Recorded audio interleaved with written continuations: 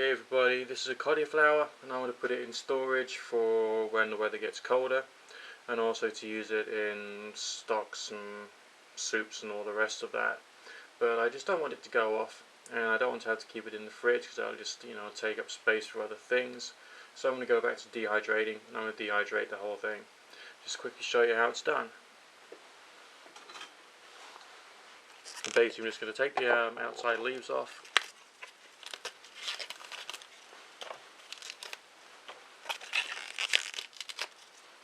Can't really make this look all that exciting, but never mind.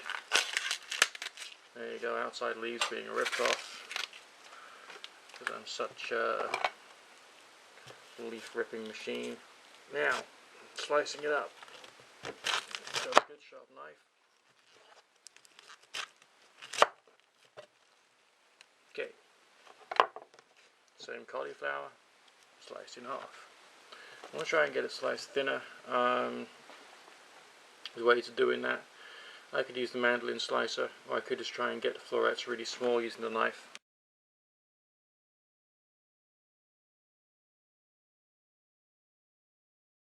I think we're best to use the mandolin.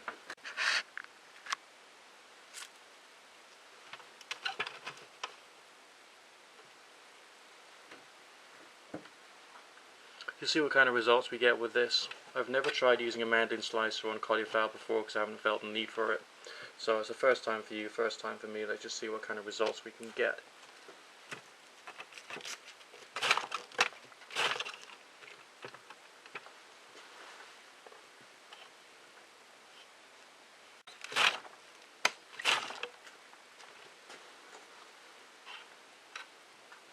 Okay, so we are getting some slicing action, but a lot of it is just being chunked up.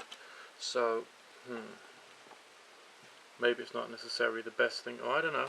Maybe the little pieces we can just dry out anyway, and just leave,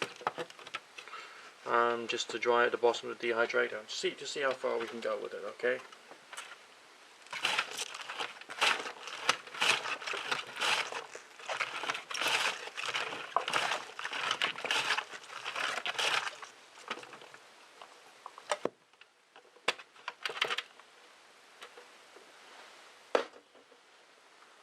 Right, so we've got a lot of pieces which have sliced nice and thin, but a lot of it is just crumbled, which is not good. But either way, what the heck, it'll still end up in the dehydrator, so we just shove it all in there and hope for the best. Just taking the flattened pieces and laying them out on the trays.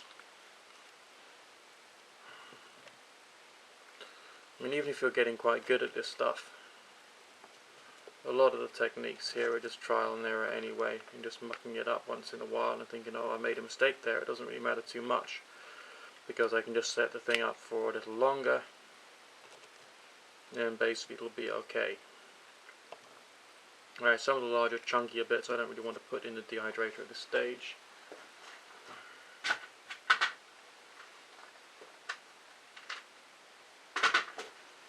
Okay, get another tray. And we have to put a few chunkier bits in because that's all we got basically. Okay. Now the little crunched up bits. Those bits we're going to have to just lay on the bottom of the dehydrator, because it's not going to, it's just going to fall through the griddles, the holes.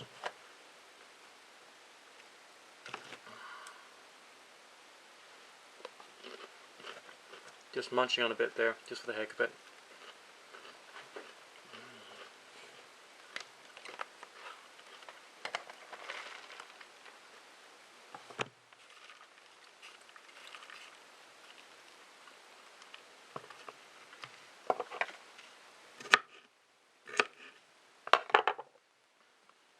Here we go.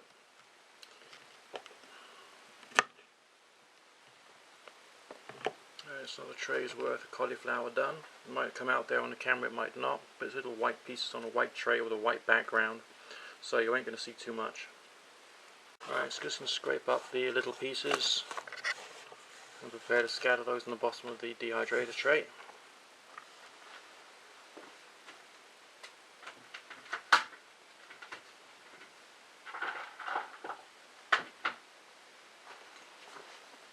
Right, this dehydrator works in quite an interesting way. In fact, it blows the hot air downward.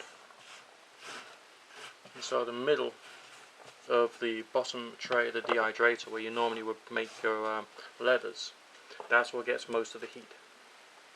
Now we've still got half a cauliflower to go. This one we'll try just chunking up with a knife and see which method, knife chunking or using the mandolin, would work the best with a crunchy cauliflower. Now I've it under good authority that when you dehydrate cauliflower it goes brown.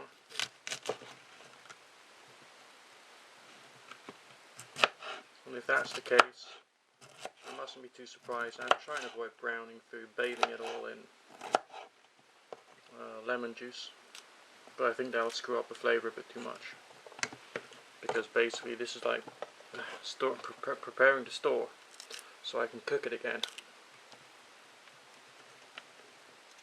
And if I'm going to cook it again, it's still got to taste vaguely like cauliflower. Doesn't matter as much with fruit now, because fruit's weird. And if you have apples and you add a bit of lemon juice to it, it can still taste quite nice, right? But if you have cauliflower, which is a clean, crisp flavour, and you add lemon juice to it, I don't think it's going to taste right. I mean, maybe there's a special recipe for cauliflower and lemon, something about that, I don't know. But it just doesn't, strike as right to me. But either way, putting all of this cauliflower on this tray and seeing what's going to happen. Now this is like chunkier than the last lot, so I'll put this at the bottom where it's going to get more heat and hopefully it'll dry quicker. And I'll just munch on this for the heck of it. Right, you can see there's gaps between the trays. That's because the cauliflower is a bit too bulky. We just got to accept that and hope the heat will do the job. There's a lot of bulky cauliflower in there. Just going to slice it as thin as I can, and this is difficult. Cauliflower is not the best thing in the world to slice. Doesn't matter what method of using your knife you can.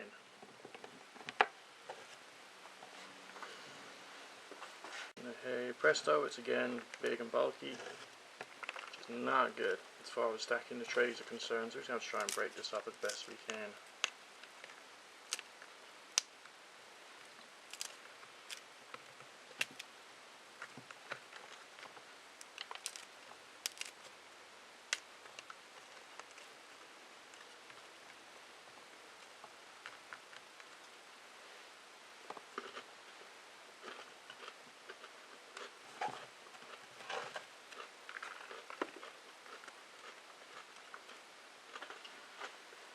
Just going to pour the rest of the little pieces. Everything's fallen off the chopping board. Everything's on the chopping board onto the final tray. Okay, so the whole cauliflower's in there, apart from the bits I've been munching on for the heck of it. We got some gaps between the trays there. I'm not too happy with that. We just have to see how it goes. I normally do things like apples, carrots, that sort of thing. See what we can create.